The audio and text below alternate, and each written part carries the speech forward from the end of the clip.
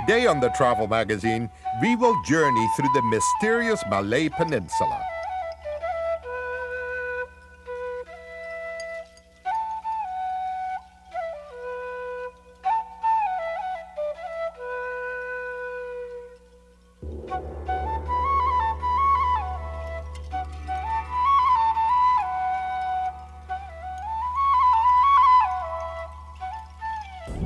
Thailand, the essences of Thailand, Malaysia, and also the Chinese influence in Singapore. How does this train different from the Venice Simplon Orient Express? Both trains are very different. The Venice Simplon Orient Express is a nostalgic train. The carriages themselves were built between 1926 and 1929. It travels across Europe, crosses through the Alps.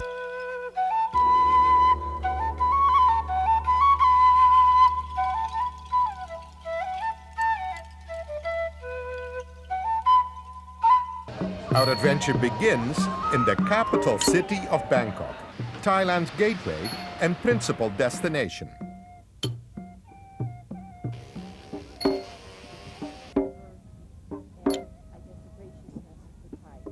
These orchids grow everywhere. Everywhere I've been now, I just see them growing out of the windows even. So far, what do you like the most about Bangkok?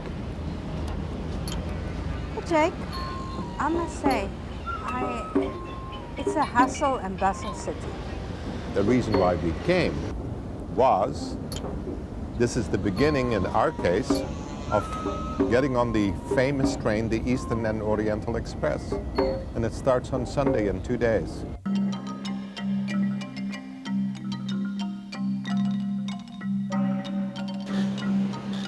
The Thai people are generally a little bit different from their other immediate Asian neighbours because of the fact that this country is the only Southeast Asian country that has never been colonised. They've been very isolationist in the past and keeping their culture very much untouched. They've always been a very happy, carefree people, and the smile is part of the Thai culture. They say Bangkok is the city of smiles, but it's also the city of traffic.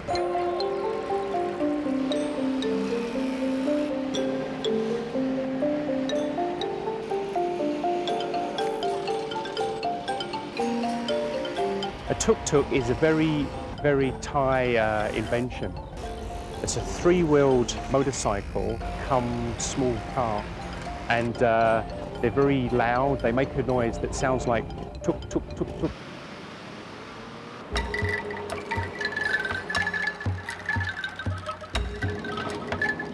Bangkok originally was built on a series of canals, or klongs as we call them. The only way to promote trade or travel around the city was by boat along the klongs.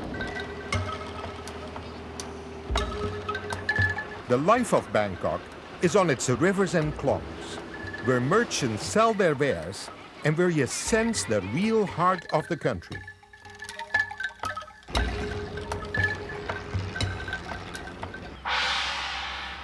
Early in the morning, you have the monks come outside and people, is it called offerings, give them food and so on. What is the whole purpose of this? During most people's lives, most men will become a monk, at least for one part of their life. So the monk is not like a European priest that's separated from the general public. Everybody will become a monk.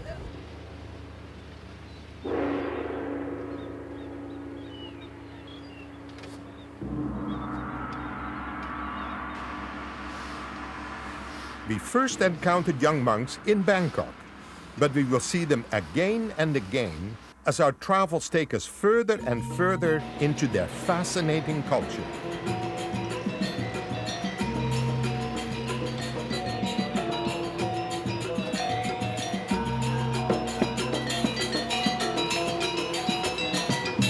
At Bangkok's main railway station, you will experience the mosaic of Thai society as thousands prepare to embark on their own private journeys.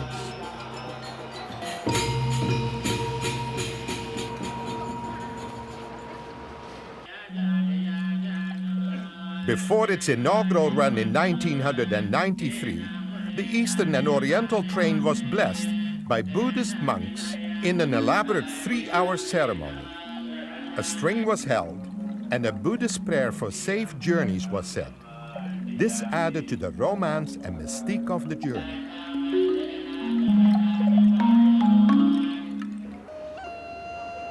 The route of the Eastern and Oriental Express from Bangkok to Singapore passes through 3 fascinating countries: Thailand, Malaysia, and Singapore. It is the first train ever to make the journey between Bangkok and Singapore without the need to change trains. Our gleaming coaches stand ready in all their opulence and grandeur. Everyone boards with great anticipation.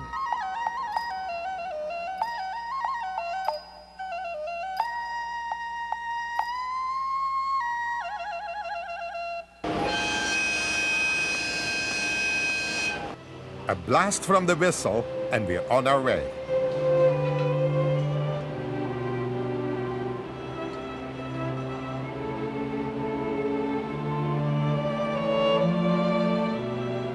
After boarding the train, passengers settle into their compartments. The journey takes 2 nights and 1 full day.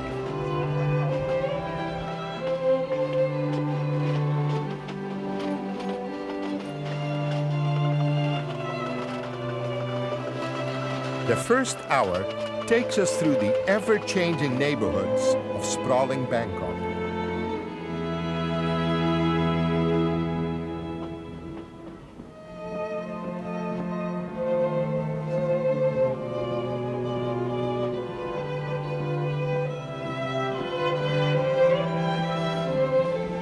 Our company was searching for a train to run between Singapore and Bangkok, having known that the Orient Express in Europe has been very successful. We purchased a train in New Zealand called the Silver Star, which ran between Auckland and Wellington in the early 70s. We looked for this train, we found it. We had to completely remove the interiors and rebuilt the interiors as per the perception that our company wished, which was one of perceived luxury.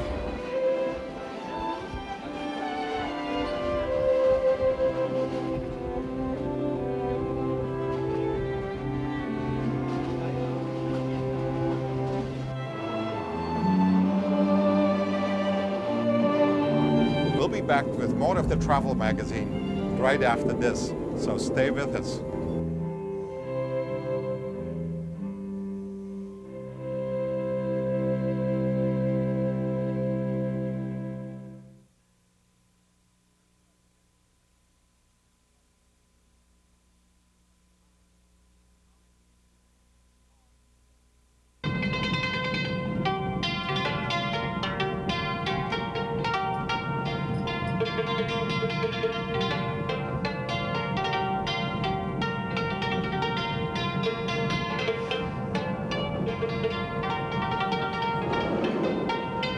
Local musicians and dancers board at one stop and entertain in their native style until they disembark at the next stop.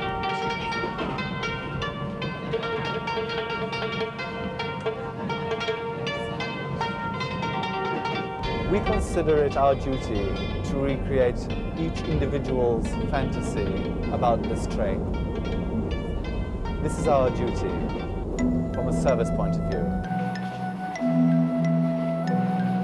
As the train winds its way and the sun comes up over the horizon, your steward has made up your tray just as you ordered. The day begins with a polite tap on the door. Good morning, compartment service please.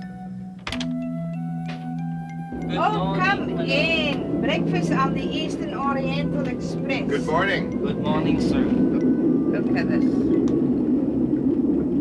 The tea is very good. Thanks very much, darling. Super. Now this tastes very good. Are you very hungry this It's nice morning? tea.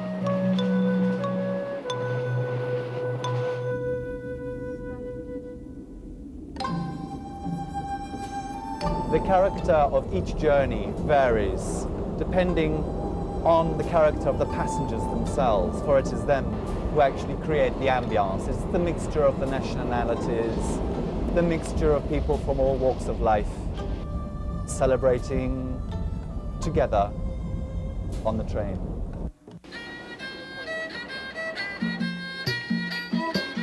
You're basically constantly supervising, double-checking food supplies, obviously your staffing, making sure everything is correct, the timing's correct, the cooking is correct, so it's perpetual. All day long you're checking, you're checking, you're checking, you're checking. I find it very hard to get used to Europeans anymore. I like the Asians, the way they are, the way they feel. It's a totally different environment. There's our lunch make. Look at the presentation. Thanks very much. Chicken curry. Is it good? Yes, it's good. I would describe our cuisine here on board as being, for want of a better term, a panoply of French Nouvelle cuisine graced with the herbs, spices and perfumes of the three countries through which we pass, from Thailand, from Malaysia and Singapore.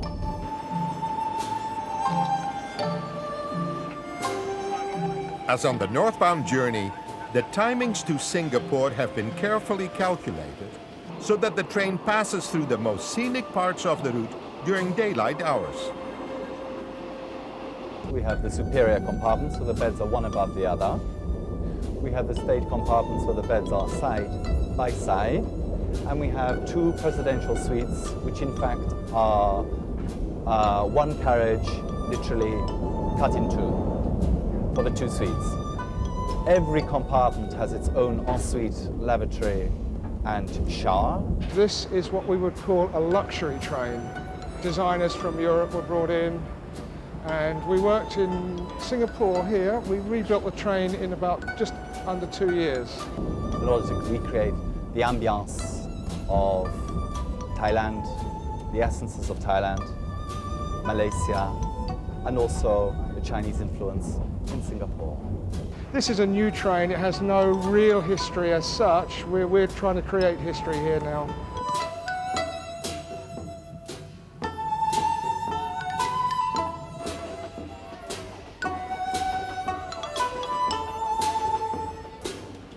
For a 2.5-hour stop at Butterworth, you're greeted by an enthusiastic Chinese band.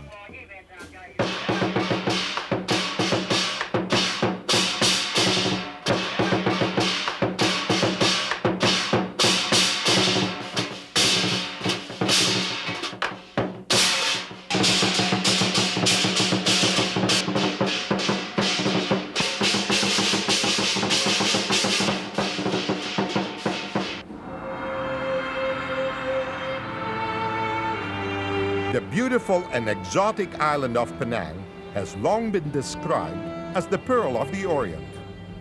It was the natural harbor which first attracted the British to Penang in the late 18th century. The port is still one of the most important in the country. Georgetown is the island's only town. It is made up of Malay, Chinese, Thai, Indian and European cultures. An excellent way to tour the capital is by trishaw. From your trishaw, you can enjoy the wonderful blend of the various cultures. You know why they explain this? You know, the rich are in front and they do it in the back, and if something happens, we are gone and they are still alive. So we are the bumpers. Yeah. You and I make two pretty good bumpers, don't you think? Yeah. Huh? Look at the beautiful clock tower up ahead. That is superb. So how do you like it? I love this. It's smoother than the train. The other time the train was really going a little bit this way and the other way.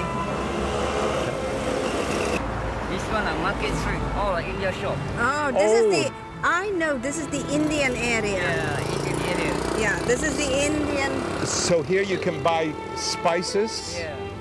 Maybe I should take a photograph. There is, it says grand sale. We just, oh. Okay, watch out, we're using our horn. You know, I'm amazed with the weight that I have, how strong this driver is. You must eat a lot of porridge, eh? Yeah, I think it's excellent. Look at the architecture there and the way they paint.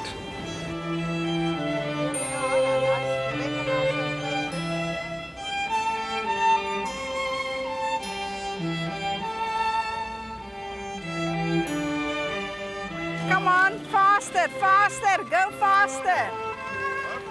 We will be back with more of the Travel Magazine just after this, so stay with us.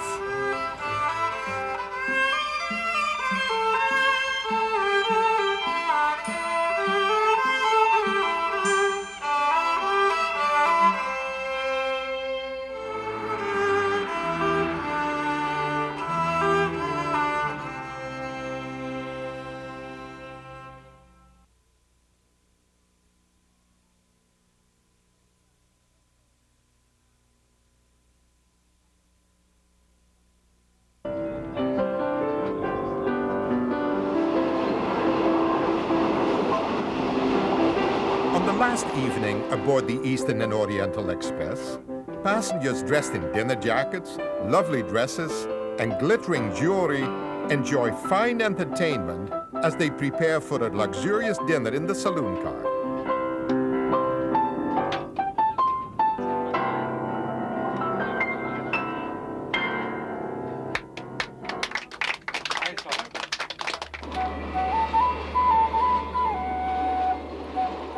So Mika, this is your last night on the train. Tomorrow we're in Singapore, and you're about to get the last dessert on the train. I'm looking forward to that. And there will be no more desserts for some time, I think. Wow, look at this. Oh, What is it? It's chocolates. Wonderful. But why don't we enjoy it now tonight? Oh, I certainly will. We can walk it off in Singapore. You think so?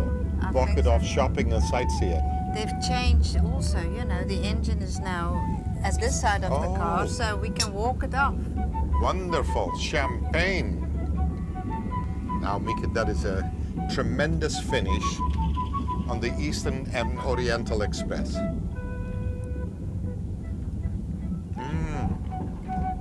This is nice. Mika, it was wonderful traveling with you to do this show with you, and I hope our viewers have enjoyed it as much as we have. I hope they will all come on this train. That's right.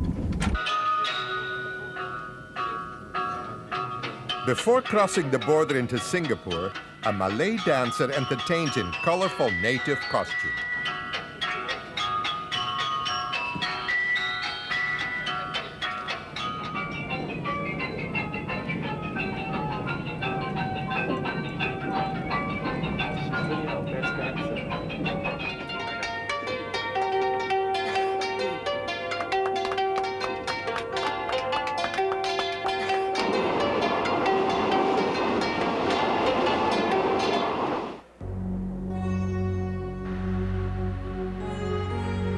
Singapore is home to almost 3 million people.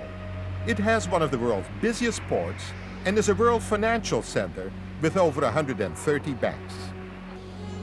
Despite its rapid growth and soaring skyscrapers, Singapore remains one of the cleanest and safest cities in the world. Well, Mika, after all these years, we've arrived in Singapore. And did you know that 80% of the population in Singapore is Chinese? What I like it is, you're in Asia, you have all the cultures of Asia, you have all the things that you want of Asia, but you have a modern, clean, safe, cosmopolitan city that you can walk safely anywhere, you can go where you want, there are no traffic jams. So it has a lot of pluses, a lot. What was it like to grow up in a magnificent city like Singapore?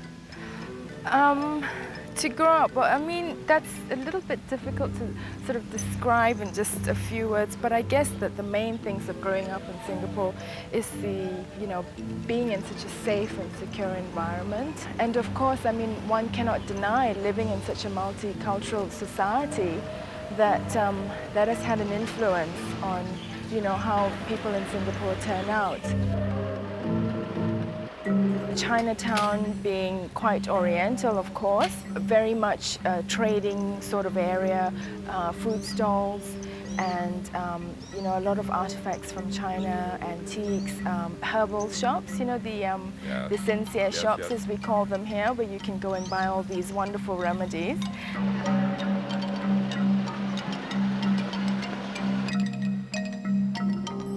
It's a fascinating place, Hemi. Yeah. And I understand this is a Taoist temple, huh? It is the oldest in Chinatown.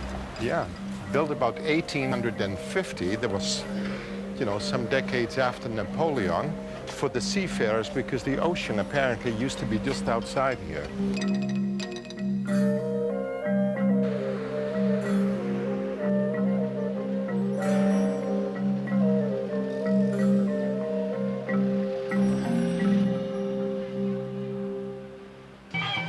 Little India embodies the vibrant and colorful culture of the Indian community.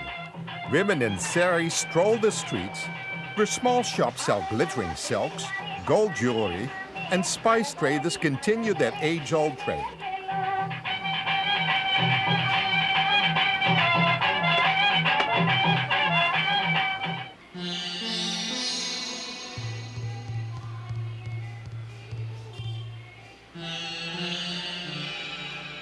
The Hindu religion plays an important part in the Indian community.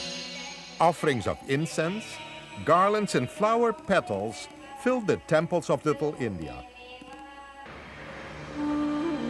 Singapore is an excellent example of how people of different races can live and work together in complete harmony.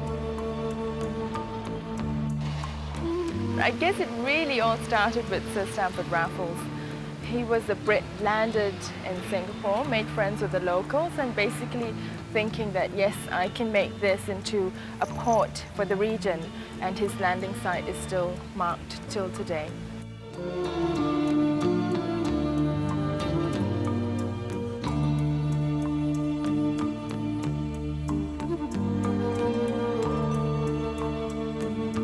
Well, that's it for the Eastern and Oriental Express. From Singapore, I'm Jake de Boer. And I'm Mieke de Boer, and bye for now.